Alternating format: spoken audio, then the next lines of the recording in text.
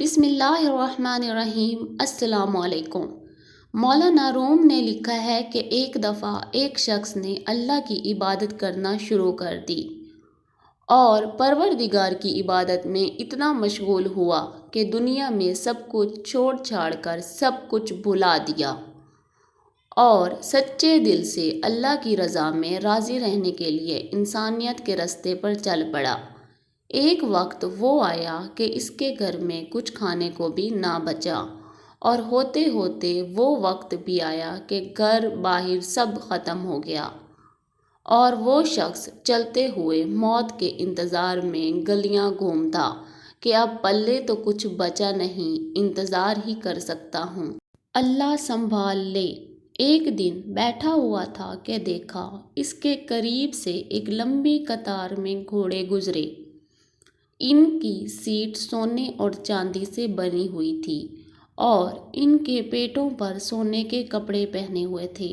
ان گھوڑوں پر جو لوگ بیٹھے تھے وہ کسی شاہی گھرانے سے کم نہ لگتے تھے۔ ان کے سروں پر سونے کی ٹوپیاں تھیں اور ایسے معلوم ہو رہا تھا کہ کوئی بادشاہ جا رہے ہیں۔ اس شخص کے دریافت کرنے پر اسے بتایا گیا کہ یہ ساتھ والے گاؤں میں ایک بادشاہ ہے، یہ سب اس کے غلام ہیں اور بادشاہ کے دربار میں جا رہے ہیں۔ وہ شخص کچھ دیر حیران ہوا کہ یہ حالت غلاموں کی ہے تو بادشاہ کی کیا حالت ہوگی۔ اس نے آسمان کی طرف سر اٹھا کر کہا، میرے بادشاہ، میرے مالک، میرے اللہ، شکوہ تو تجھ سے نہیں کرتا، لیکن اس بادشاہ سے ہی غلاموں کا خیال رکھنا سیکھ لے۔ اتنی بات کہہ کر وہ شخص چل دیا۔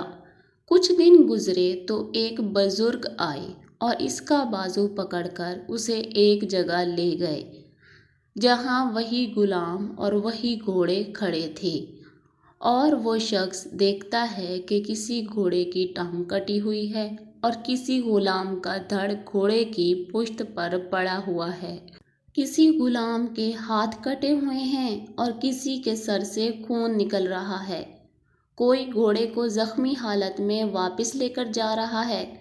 وہ شخص حیران ہوا اور بزرگ سے پوچھا، جناب آپ کون ہیں اور یہ سب کیا ماجرا ہے؟